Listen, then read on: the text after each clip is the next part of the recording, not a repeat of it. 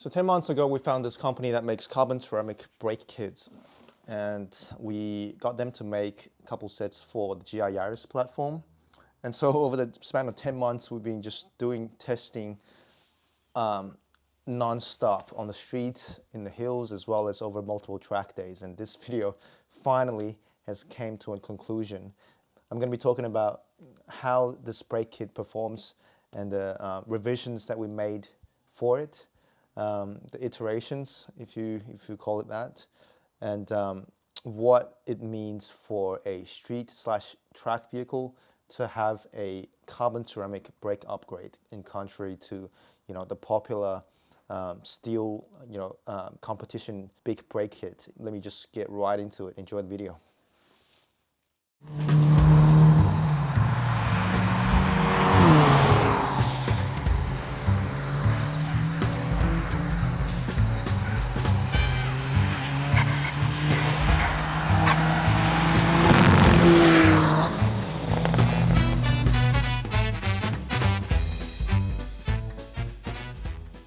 So back in the studio, in addition to the carbon ceramic brake kits, the GR Yaris received a host of upgrades, and they're mainly on the handling aspect of it. And also it's got a tune to, I think, 199 real kilowatts. And immediately we took it out to test on the street and in the hills. The first set of brake pads that was supplied by Stopflex goes by the name of the M01. That is what they, by default, ship with their carbon ceramic kits. And I wasn't able to cook it on the street or even in the hills, despite continuous rapid deceleration. And they honestly felt pretty good. Good amount of bite and no brake dust at all, which is one of the main perks of having a carbon ceramic brake kit. Also, good amount of weight saving. I think it's around 16 kilos, maybe it's closer to 17 kilos actually of total weight saving. But when we first took it out to Sandown to test, it cooked in about 3 to 4 corners of braking zone. And I wasn't even able to set a complete lap, not even a pushing lap, just a complete lap in that track day.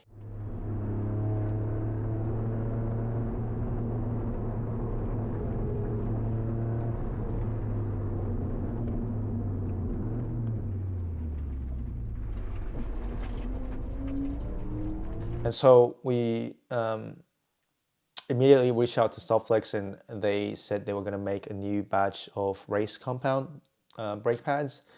And whilst waiting for it, we set out to purchase a set of endless CCRG brake pads, and we just sort of Frankenstein them together, see if they would work.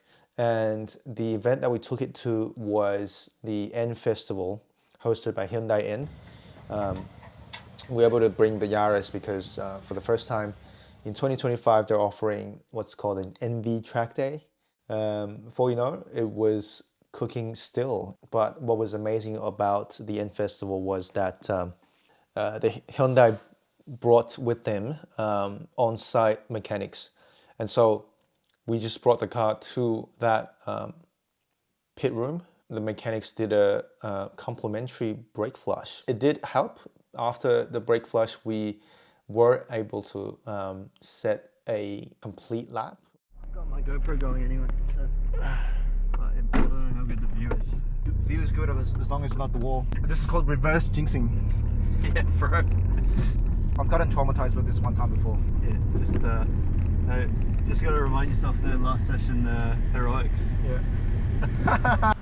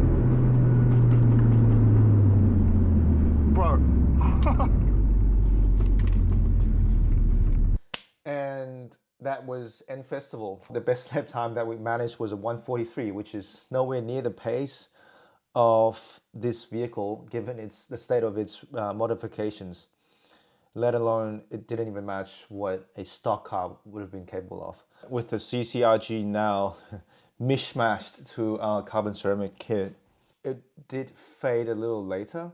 However, when it did fade, it was pedal straight to the floor. So not sure if that's the trade-off that people are willing to take.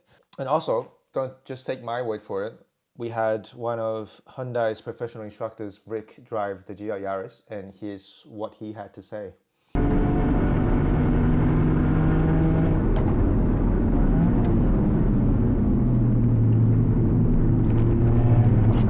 What tyres are they? Vaytour P1. I think it would benefit from a bit more grunt. No brakes at all. I think it would benefit from a bit more grunt and better brakes. Can you get some sort of brake duct for the wheels? You got to get that brake thing sorted out. I reckon get the brakes sorted so they're absolutely, so you can just run lap after lap after lap. I'd get the brakes sorted. A bit ginger for the brakes too, so I couldn't really just attack it. Yeah, right. Good cars, great fun. Thanks for the drive. Thanks, Ray. Fast forward, Stopflex's second pad compound, which is the MO3, arrived. And this is what they call a competition compound that supposedly tolerates higher temperature. And we immediately took it out to Winton to test it again. So as you can see, there's a good amount of spray of the pad material. You know, it does look like it's working. So this is what they call the race compound. How are you? Andrew? Like 30?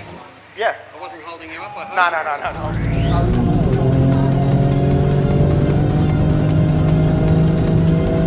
I'm actually not going to shift up here.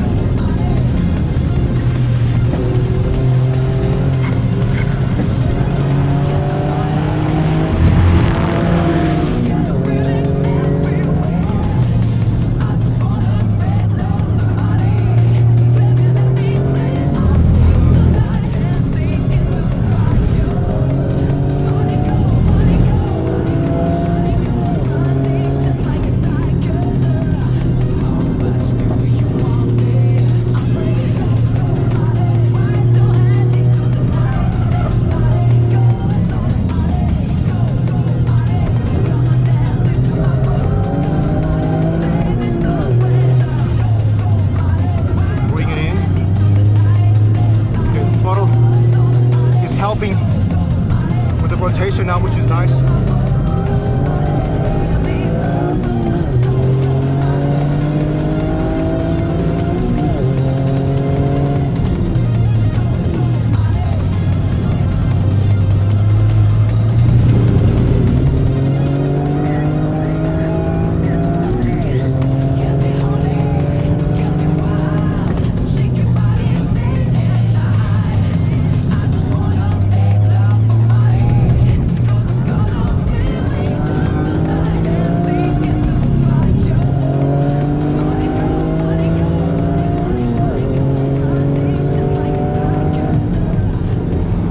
36.5. So that wasn't really bad at all. Just gonna give it another cool down lap. Before I wrap this up, huge thanks to Stopflex. They are a premier aftermarket carbon ceramic brake kit manufacturer. And TT Sport, that is the steel brake kit manufacturer alongside it.